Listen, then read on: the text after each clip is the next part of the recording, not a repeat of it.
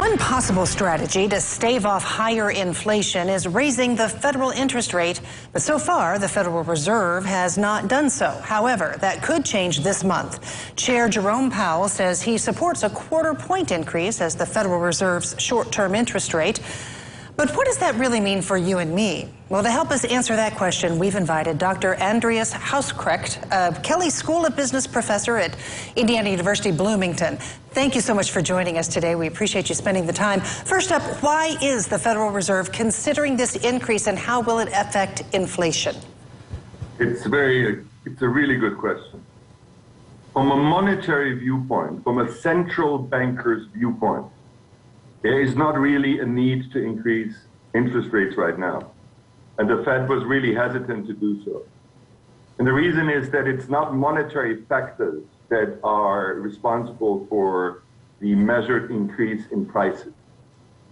The increase in prices that we see right now are one-to-one problems of supply chains.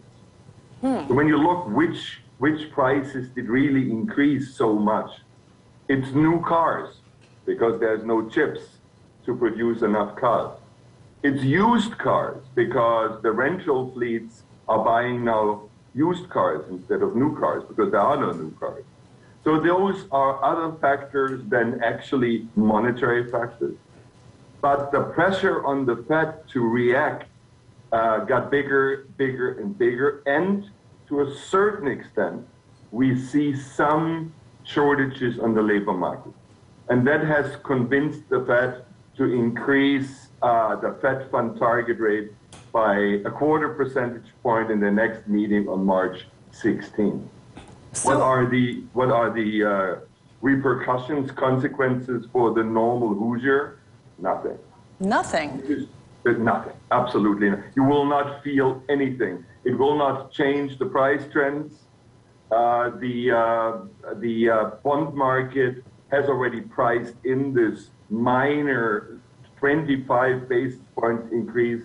So none of your watchers will see any material repercussion of that move.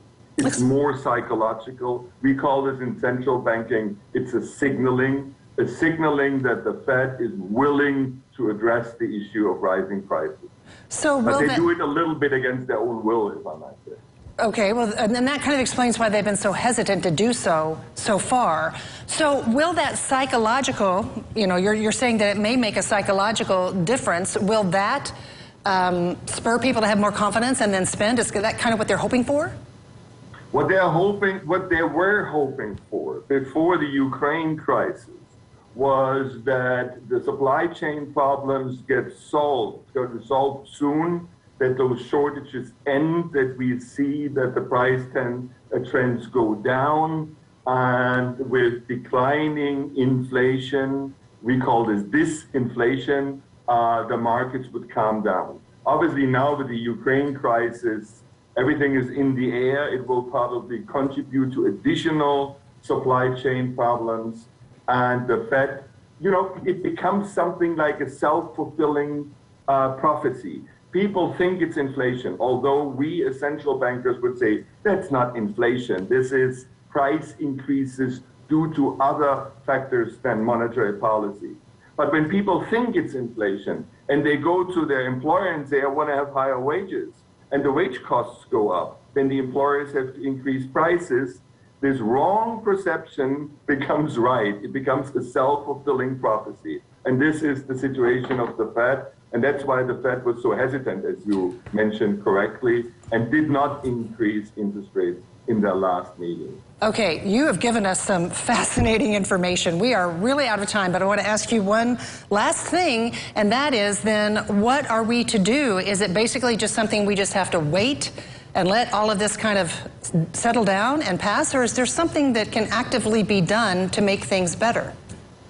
No. And we don't have much time here, so I apologize. I think there is no alternative than we have to wait, and we have to hope that the supply chains become normal. Central bank interest rate increases will not solve the problem. Okay. Dr. Andreas Hauskrecht, a professor at the Kelley School of Business at Indiana University Bloomington. Thank you so much. This has been a very interesting conversation. Hope to have you back soon.